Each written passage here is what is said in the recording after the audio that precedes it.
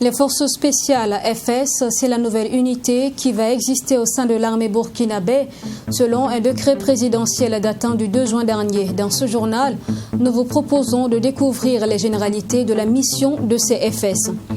3 semaines après l'inauguration de la station de pesage de Tanguy-Ndassuri, beaucoup de difficultés pour les conducteurs de camions. Ils contestent le système de pesage. Le directeur général de l'Office national de la sécurité routière au Nasser était sur place. Et puis l'Afrique de l'Ouest dispose officiellement de sa première académie internationale de lutte contre le terrorisme.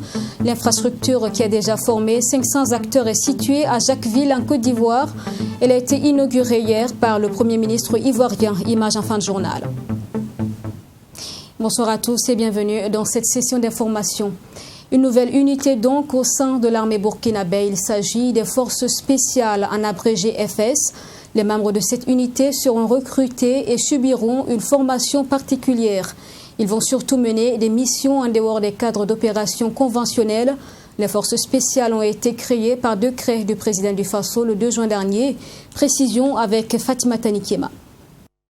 Force spéciale en abrégé FSA, c'est la nouvelle entité qui fera partie des forces armées nationales du Burkina Faso. Sur proposition du ministre d'État, ministre de la Défense nationale et des anciens combattants, le président du Faso, président du Conseil des ministres, a pris le décret numéro 2021-0480 portant création des forces spéciales au sein des forces armées nationales le 2 juin dernier. L'article 2 du décret précise que cette nouvelle unité est composée de forces spécialement sélectionnés, entraînés et équipés qui utilisent des techniques opérationnelles et des modes d'action particuliers. C'est également une entité qui constitue un ensemble de corps formant une région militaire. Les forces spéciales sont composées d'un commandement des forces spéciales, CFS, d'un centre d'entraînement commando et de formation aux opérations spéciales, ainsi que des unités d'opération. Elles ont pour mission de mener des opérations spéciales visant à atteindre des objectifs d'intérêt stratégique,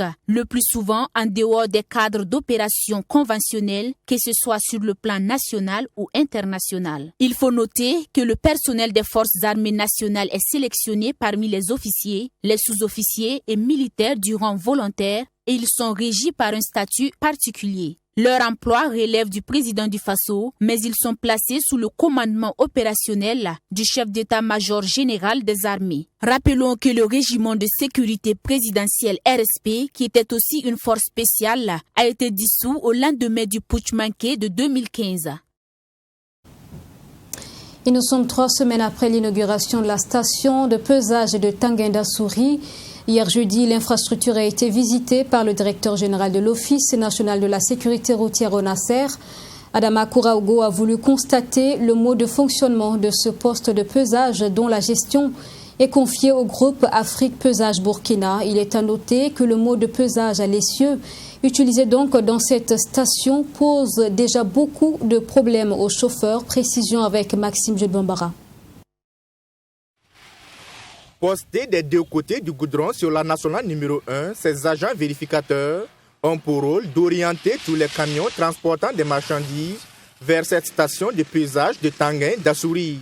Une station devenue un passage obligatoire pour ces poids lourds depuis le 21 mai dernier, date de son inauguration. Après contrôle de la charge à l'essieu, les camions dont les poids sont jugés conformes poursuivent leur route vers Bobo-Dioulasso ou Ouagadougou. Les cas de surcharge sont soumis au paiement d'amende. Donc la nationale, avec notre partenaire l'ONACER, la nationale c'est 20 000 francs la tonne et l'international c'est 60 000 francs la tonne. Du surplus. Une tonne de surcharge. Parce qu'il y a un poids masse qui est défini à partir de chaque camion. Chaque type de camion a son poids maximum qu'il ne doit pas dépasser. S'il dépasse son poids masse, il est en surcharge. Le contrôle de la charge à l'essieu est contesté par certains transporteurs et le directeur général de l'Office national de la sécurité routière au Nasser, en visite à la station de pesage de Tanguy-Ndassuri, est venu constater les modalités de fonctionnement de ce poste de pesage. Station dont la gestion est confiée au groupe Afrique Paysage Burkina. Il n'y a pas eu de changement. Nous avons rencontré ce mouvement mécontent dont vous parlez. Tout ce qu'ils ont énoncé comme des changements, nous leur avons demandé la moindre preuve qu'ils n'ont pas pu fournir. Donc c'est des allégations. Il n'y a pas de changement, rassure Adama Kouraogo, mais le mot de paysage à l'essieu pose visiblement problème à certains chauffeurs. C'est le cas de Abdoul Aziz Traoré et de Seydou Ouedraogo, tous chauffeurs en provenance du Bénin dont les camions chargés de graines de coton sont déclarés surchargés. Pourtant, les deux brandissent des factures de la Chambre de commerce et de l'ONASER sur lesquelles les poids de leurs véhicules sont déclarés conformes. Ce que moi je ne comprends pas là où moi j'ai pris 50 tonnes, arrivé ici, moi mon poids vide là même c'est 19 tonnes 500. Mais ils m'ont dit que je suis en surcharge. Je ne comprends rien ce qu'il y a. Moi ici qui était de Bénin, pesé à la frontière c'était 70. Ici moi je suis 70, 320. Vous voyez? Et ici ils disent qu'il y a 800 kg de plus. Il y a trois bascules. Chacun a donné son poids. Et maintenant, c'est Africa Paysage qui dit que c'est un surplus. Donc tous les deux autres poids là sont conformes, sauf ici. Sauf ici. Donc, il y a quelque chose qui ne va pas quelque part. Et le problème, selon le responsable des opérations de pesage dans cette station, est que la Chambre de commerce utilise un pont bascule. Un système différent du paysage à l'essieu. Bon, pour les deux cas, le transporteur va payer l'amende qu'il faut et puis partir. Voilà. Puis c'est la chambre de commerce, c'est un pont bascule, comme j'ai dit. C'est deux systèmes carrément différents. Voilà, c'est deux carrément différents. Donc ici, il est en surcharge de quelques kilogrammes. Ce qui n'est pas en chambre de commerce où il est venu, il a posé carrément son camion, alors qu'ici, il est passé, ici par ici, et à partir de là, maintenant, nous avons eu le poids total de son camion. Du côté des chauffeurs, pas question de payer l'amende à eux infligée. Non, moi je ne peux pas payer cette amende-là. Je ne peux pas payer cette amende-là. Ça, franchement, je ne peux pas payer cette amende-là. Ou bien, c'est l'État qui va voir ça, le système de paysage de l'Afrique Paysage. Ou bien c'est l'État, la Chambre de commerce, on va nous retourner on paie 7130 francs. En attendant une harmonisation des deux systèmes, Seydou Ouedraogo devra payer 50 500 francs comme amende avec 800 kg de plus et son collègue qui a 1960 kg de plus, 117 500 francs CFA. Et pendant ce temps, la réforme des taxes communales concernant l'occupation des domaines publics et les droits de place suscite des mouvements au sein des populations concernées. Les commerçants du marché de zone 1, eux, ont tenu une assemblée générale qui était le lieu pour dire non aux réformes qui ont été engagées. Ils proposent par ailleurs que ces modifications prennent plutôt effet dans quelques années. Ami Valion et Nili Tapsoba pour en parler. Les commerçants des marchés de l'arrondissement 10 de la ville de Ouagadougou donnent de la voix suite à l'instauration de taxes sur les droits de place dans les marchés. Ces derniers disent traverser une période difficile depuis le début de la pandémie de Covid-19 au Burkina Faso, ce qui aurait contraint plusieurs commerçants à fermer boutique. Ils interpellent le maire de la ville de Ouagadougou et demandent le report de l'application de cette taxe au regard de la situation.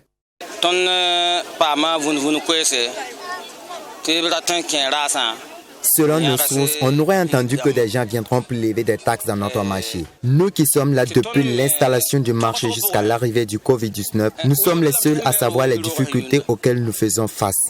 Si on allait faire le tour dans le marché, vous constaterez avec pincement au cœur la fermeture de nombreuses boutiques. On ne peut pas dire aux autorités de ne pas prélever les taxes du moment où ces taxes participent à la construction de notre pays, mais il y a des moments difficiles comme celui-ci où la situation est très complexe. Les responsables des marchés de l'arrondissement 10 dénoncent également le flou institué par les autorités communales autour de cette décision. Ils disent avoir l'impression d'être oubliés par les autorités. Nous demandons au maire s'il est à l'écoute de regarder la situation des commerçants que nous sommes, car nous sommes les bâtisseurs de ce pays. Si nous disons que nous n'avons pas travaillé pour le pays, c'est du mensonge. Nous avons travaillé jour comme nuit pour ce pays. Nous pensons donc qu'il n'est pas bon en ce moment pour instituer ces taxes car ça nous posera beaucoup de problèmes. Nous pensons qu'il sera préférable de reporter de 2 ou 3 ans la mise en œuvre de ces taxes parce qu'en ce moment, ça sera très difficile pour nous. Notons que la réforme des taxes communales entreprise par la mairie de la ville de Ouagadougou et qui fait aujourd'hui débat concerne la taxe d'occupation du domaine public et les droits de place dans les marchés de la ville de Ouagadougou. La Direction générale du Trésor et de la comptabilité publique a animé une conférence de presse mercredi dernier à Ouagadougou. Objectif, échanger avec les hommes de médias sur la mise en œuvre de la stratégie nationale de lutte contre la prolifération et l'exploitation illégale des machines à sous, une pratique qui a été constatée sur toute l'étendue du territoire burkinabé. On en parle avec Yassine Sawadou. Le secteur des œufs de hasard au Burkina Faso doit être assaini au regard de la prolifération des machines à sous non conventionnelles. C'est la conviction de la Direction générale du Trésor et de la comptabilité publique qui a décidé de travailler en synergie d'action avec la police nationale pour éradiquer le phénomène. Et cela passe par l'élaboration d'une stratégie nationale de lutte contre la prolifération et l'exploitation illégale des machines à sous non conventionnelles. La prolifération et l'exploitation illégale des machines à sous non conventionnelles a pris une ampleur inquiétante car de nombreuses villes et villages du pays, et particulièrement les zones d'habitat spontané, notamment appelées non loties, ont été envahies. Ce phénomène est constaté dans la majeure partie des régions, notamment dans la boucle du Moun, dans les hauts bassins, au centre-ouest, au sud-ouest, au centre-nord, au nord, au centre-est, au centre-sud, dans les cascades et à l'est. Toutefois, les régions de la boucle du Moun et des hauts bassins semblent être les plus particulièrement touchées. Toujours selon le directeur général, c'est un phénomène qui touche surtout la frange jeune, avec pour effet l'amplification de la délinquance juvénile. Le phénomène touche surtout les enfants de la rue, les enfants scolarisés et de façon générale la frange jeune de la population qui se donne à cette pratique et en fait une activité quotidienne. Et cela n'est pas sans conséquences directes. En effet, l'addiction au jeu entraîne entre autres la délinquance juvénile, la déscolarisation, le vol, le banditisme et contribue à appauvrir les jeunes. En outre, l'exercice illégal de cette activité est néfaste pour notre économie nationale, étant entendu qu'elle échappe aux services chargés du recouvrement des recettes fiscales. Selon le directeur des études et de la législation financière, ce sont plus de 2300 machines à sous non conventionnelles qui ont été saisies.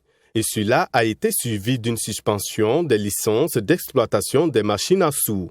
À la date d'aujourd'hui, sur l'ensemble des 11 régions, nous avons saisi 2360 machines à sous non conventionnelles qui ont été, bien sûr, stockées dans la plupart des cas au niveau de la Direction générale du Trésor et de la comptabilité publique et dans pratiquement toutes les régions au niveau des commissariats de police. Nous pouvons noter également la suspension par notre circulaire du ministre de l'Économie et des Finances de la délivrance de toute nouvelle licence d'exploitation des machines à sous, en attendant de pouvoir assainir convenablement le secteur pour arrêter effectivement le phénomène de la prolifération illégale de ces machines à sous. Notons que l'exploitation des machines à sous au Burkina Faso est encadrée par des textes législatifs et réglementaires. Et toute personne voulant exercer dans le secteur doit détenir obligatoirement une autorisation délivrée par l'autorité compétente. Cérémonie de prise de fonction au ministère en charge de l'environnement. 4 nouveaux responsables nommés en Conseil des ministres le 26 mai dernier sont officiellement installés depuis ce matin. Il s'agit des directeurs de cabinet, de l'administration et des finances, des marchés publics et enfin du directeur de la communication et de la presse ministérielle. Sanata Kwanda et Abdourahim Nigné pourront parler. Nommé à la tête du ministère de l'Environnement, de l'économie verte et du changement climatique en janvier dernier, Siméon Sawadogo s'entoure de nouveaux directeurs pour accomplir sa mission. Directeur de cabinet, directeur administratif et financier, directeur des marchés publics et le directeur de la communication et de la presse ministérielle ont été installés par le ministre et son secrétaire général. Le travail dans l'administration est un travail à la chaîne. Sans un DAF, sans un DMP, sans un directeur de la communication et de la presse ministérielle, c'est les éléments de la chaîne qui sont absents. Donc en termes de gouvernance, comme je le disais, naturellement, il y a problème. Donc du moment où ces directeurs centraux ont été donc installés, bien sûr, nous devons de nous mettre à la tâche pour pouvoir mettre en œuvre nos programmes donc, de travail annuel 2021. Les nouveaux directeurs se félicitent pour la confiance placée en eux. Ils ont tous exprimé dans leur discours leur volonté et leur engagement à consolider les acquis et à relever les nouveaux défis liés à leur service. Nous sommes dans un département, l'environnement, le changement climatique et l'économie verte, c'est un domaine qui impacte directement les populations du Burkina Faso. Donc il est intéressant que tout ce qui se mène comme action à ce niveau-là, que ces actions soient visibles, qu'aujourd'hui, il y a des comportements que nous devrons avoir. Aujourd'hui, il y a des façons de faire que nous devrons avoir pour pouvoir avoir un Burkina beaucoup plus meilleur. Et c'est toutes ces actions qui sont menées par le département de l'environnement, de l'économie verte et du changement climatique que nous devrons rendre plus visibles et pouvoir capitaliser tout ça au profit en tout cas de nos populations. Et nous allons en tout cas faire en sorte que ce que le prédécesseur a laissé comme acquis soit pérennisé. Et nous allons, avec l'aide de Dieu et les autres collaborateurs, apporter notre touche à ce qui est déjà fait. Les anciens directeurs, quant à eux, ont dressé un bilan positif de leurs actions au cours des 5 dernières années. Ils ont affirmé leur disponibilité à accompagner leurs successeurs dans leurs missions respectives. Le comité technique du Conseil national de sécurité alimentaire a tenu mercredi sa 5e session ordinaire de l'année 2021. À l'ordre du jour, signature de convention de l'accord de don pour la contribution de la Suisse au Fonds d'appui à la sécurité alimentaire. Aussi, il était question de l'examen et de l'adoption du rapport de la dernière rencontre du comité en question. Et puis, il s'est agi enfin de faire le point du stock national de sécurité alimentaire. Précision, Mametriana Kamabou et Abakar Mamad. 2,4 milliards de francs CFA est la contribution de la Suisse au Fonds d'appui à la sécurité alimentaire. Cet appui qui va contribuer à la réduction de la vulnérabilité alimentaire de la population et du bétail a été matérialisé par la présente signature d'accord. Et selon le chef de la coopération suisse au Burkina Faso, Jean-Michel Limat, ce don a été motivé par la volonté de son pays d'accompagner le Burkina Faso dans sa quête de souveraineté alimentaire pour les 4 prochaines années. En l'état, le FASA, donc le Fonds à la sécurité alimentaire, est insuffisant si l'on considère les stocks conventionnels pour pouvoir assurer la gestion des crises. Et il est important que ces stocks soient renouvelés. Et pour ce faire, il faut assurer des renouveaux au niveau des stocks physiques et ainsi que des financements pour assurer une contrepartie. Donc c'est pour ça que la Suisse finalement appuie ce fonds. Le président du comité technique du Conseil national de sécurité alimentaire s'est réjoui de cette contribution qui vient renforcer les capacités d'intervention du dispositif de sécurité alimentaire et nutritionnelle. Ce matin, nous avons procédé à la signature de cette convention pour permettre à notre dispositif d'être plus opérationnel en résolvant donc les questions de vulnérabilité alimentaire, mais aussi de vulnérabilité pastorale. Vous connaissez le contexte, on en a besoin et nous profitons donc de l'occasion pour lancer un appel à l'ensemble des partenaires pour qu'effectivement ils puissent davantage contribuer à ce que notre dispositif soit plus fort pour répondre donc aux défis actuels du moment en matière de sécurité alimentaire. Le comité, à cette 5e session ordinaire de l'année 2021, a fait le point du stock national de sécurité alimentaire et présenté les rapports de l'Assemblée générale écoulés en vue de son adoption. L'actualité triste de ce journal, la dépouille mortuaire du docteur Assimi Kwanda est arrivée au Burkina mardi dernier. Rappelé à Dieu le 1er juin à Abidjan, Côte d'Ivoire, l'homme politique, 65 ans, a été conduit à sa dernière demeure ce vendredi. Bien avant, l'islamologue a reçu les hommages de ses camarades du Congrès pour la démocratie et le progrès. Image avec Yassine Sawadou. L'émotion était à son comble dans la matinée de ce 11 juin lors de la cérémonie d'hommage au docteur Assimi Kwanda au siège du Congrès pour la démocratie et le progrès CDP. Sa famille politique retient de l'homme son sens de l'honneur et sa loyauté. Kamara Assimi Kwanda, tu pars avec tes qualités d'homme d'historien, d'homme d'État, d'homme politique, d'homme de foi. Qualité qui t'avait valu la confiance du président Blaise Compaoré, avec lequel tu as travaillé avec loyauté et fidélité sans faille. Les militants du CDP nourrissent l'espoir et nourrissaient encore l'espoir que tu verras l'aboutissement de notre lutte. C'est une grande perte pour tout ce beau monde-là et c'est difficile à accepter. D'autant plus que nous avons espéré que suite aux événements de 2014 et à son exil en Côte d'Ivoire, la réconciliation aurait permis que tous les exilés puissent nous revenir en bonne santé et que nous puissions jubiler. Après le siège de son parti, le CDP, la dépouille de l'ancien chercheur a été exposée dans l'amphithéâtre Boukari Koulibaly. Ici également, les intervenants n'ont pas tari d'éloges à l'endroit de Assimi Kwanda. L'islamologue a, selon eux, marqué d'une pierre blanche son passage au temple du savoir des Ogona. La courtoisie, la tolérance, le sens de l'écoute de son entourage, la fidélité en amitié, la bonté. Pour paraphraser l'auteur d'un ouvrage, Dr Assimi Kwanda ne pouvait pas faire du mal à une mouche. Ses qualités humaines peuvent s'expliquer par son éducation religieuse. Il était profondément croyant et comme on le dit, il craignait Dieu. Je suis venu au nom de ma formation politique, l'Alliance pour la démocratie et la Fédération Rassemblement démocratique africain, ADF-RDA, pour présenter mes condoléances et ma compassion à son épouse, à ses enfants, à sa famille biologique, à sa famille politique et à sa famille religieuse. Nous avons perdu un grand homme, un homme d'État, un connaisseur de l'administration publique.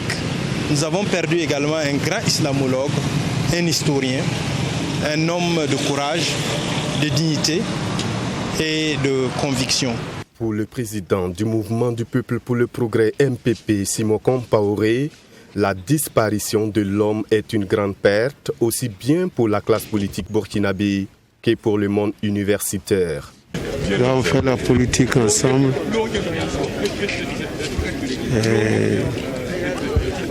Sa disparition, comme on a pu l'entendre, est une perte pour notre pays, pour l'université où nous sommes, où il a eu à apporter sa contribution dans la transmission des connaissances, de la science, et nous lui souhaitons un bon repos.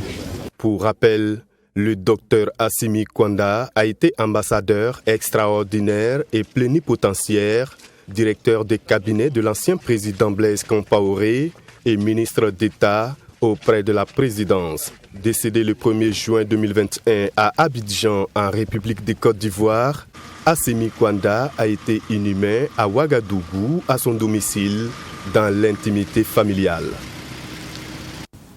Suite aux événements de Solon, des actions de solidarité pour accompagner les témoignages de compassion, une enveloppe de 16 millions de francs CFA a été mobilisée par les étalons sur place en Côte d'Ivoire. Au moment du drame, ils étaient en effet en terre ivoirienne, donc dans le cadre du match amical contre les éléphants. Leur don a été transmis à Ouagadougou par le ministre en charge des Sports, remise le 9 juin dernier au ministère de la Solidarité nationale au profit donc des familles des victimes. Assemi Touré.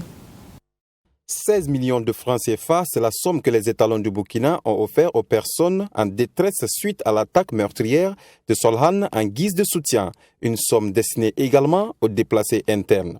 La remise officielle de toute la somme en espèces a été faite par le ministre des Sports et des Loisirs. Avec la triste nouvelle qui nous est venue du Sahel du Burkina, où 132 de nos compatriotes ont perdu la vie lors d'une attaque lâche et barbare des forces que je ne dirais même plus des mal, mais des forces du ténèbre.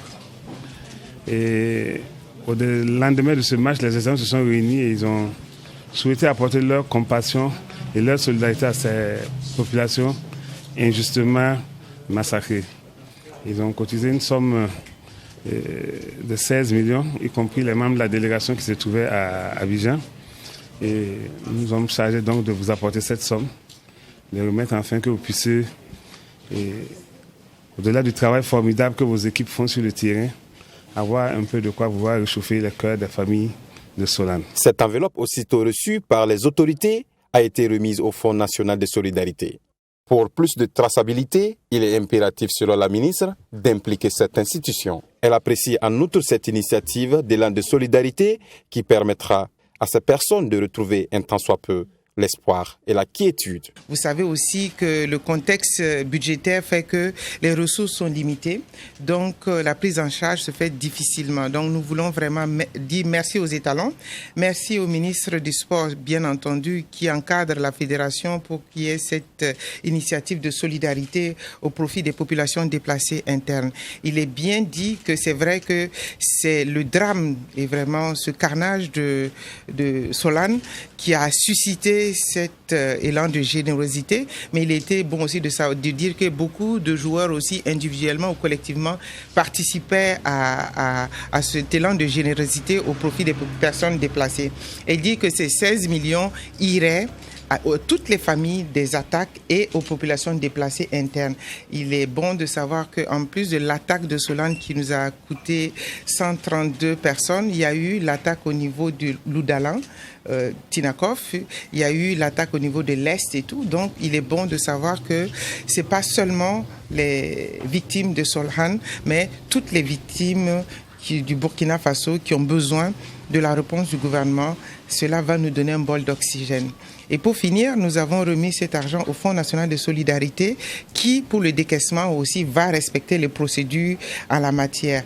Et si dans quelque temps, le président de la fédération demande au ministre des Finances des comptes où sont partis ces 16 millions, nous pourrons leur donner des justificatifs. Parce que tous les 3 mois, nous donnons les justificatifs au chef du gouvernement, qui est le Premier ministre, par rapport au décaissement de l'élan de solidarité des populations vis-à-vis des personnes déplacées internes et des victimes des attaques. Les étalons ne sont pas à leur premier geste de compassion envers les plus démunis. À chaque regroupement en équipe nationale, une somme forfaitaire est toujours adressée aux populations en détresse. Et puis je vous lis en titre, l'Afrique de l'Ouest dispose officiellement de sa première académie internationale de lutte contre le terrorisme. 500 acteurs ont déjà été formés avant l'inauguration ce jeudi à Jacquesville en Côte d'Ivoire. Cette académie donc est en quelque sorte une matérialisation de l'unité de force des pays d'Afrique de l'Ouest dans la lutte contre le terrorisme. Inauguration donc par le Premier ministre ivoirien. Image avec notre correspondant Yamba Cabré. Mutualiser les énergies par une riposte appropriée basée sur des stratégies innovantes pour vaincre le terrorisme qui frappe aveuglement dans un espace sans frontières. Telle est la vocation de l'Académie internationale contre le terrorisme inaugurée ce jeudi à Jacquesville par le Premier ministre ivoirien Patrick Achi et le ministre français de l'Europe et des Affaires étrangères Jean-Yves Le Drian. Parce qu'elle est à la fois une école interministérielle des cadres, un centre d'entraînement et d'aguerrissement des unités d'intervention et un centre de recherche stratégique, c'est un environnement d'excellence pour former et perfectionner ceux et celles qui nous protègent de la menace terroriste, affirme le ministre français des Affaires étrangères qui rassure du soutien de son pays. Monsieur le Premier ministre, nos partenaires africains peuvent compter sur le soutien de la France, aussi bien en termes financiers que de coopération technique. Plusieurs de nos experts ont déjà rejoint l'Académie. Donc on est pour la partie française un petit peu l'architecte de la sortie de terre de cette académie et de sa mise en service opérationnel. Voilà. Donc pour nous c'est une très belle réussite aujourd'hui d'avoir franchi ce jalon inaugural. Une académie qui répond aux défis du moment selon le chef du gouvernement ivoirien. Parce que se dessine là le futur de la paix sur le continent. Une élite sous-régionale de femmes et d'hommes à même de prendre le destin sécuritaire de l'Afrique de l'Ouest en main, forgée dans la communauté des armes, dans la fraternité des bancs d'une institution d'excellence et le creuset de valeurs partagées. Les attentes des pays en première ligne sont diverses mais convergent. La réponse la plus indiquée, c'est de pouvoir répondre de façon efficace, non pas en supprimant les frontières, mais en intégrant le fait que le terrorisme est un phénomène transfrontalier. Donc nos attentes, c'est certes la formation, mais aussi une manière d'approcher qui puisse permettre d'aller au-delà de nos armées nationales. Nos attentes, c'est que le terrorisme disparaisse de la sous-région. Chaque jour que Dieu fait, nous avons des pertes en vies humaines au sein des pays du Sahel et nous souhaiterons que les personnes qui seront formées dans cette école puissent permettre de mettre fin à ce crime organisé dans la sous-région. La riposte militaire face au terrorisme dans le Sahel présente des résultats mitigés selon les populations et certains observateurs appellent plutôt à d'autres réflexions dont l'identification réelle des sources d'armement des terroristes et leurs potentiels partenaires d'intérêt pour envisager d'autres approches alternatives efficaces. Et voilà pour ce journal. Merci de l'avoir suivi. Je vous souhaite une excellente suite à notre compagnie. Bonsoir et à demain 20h.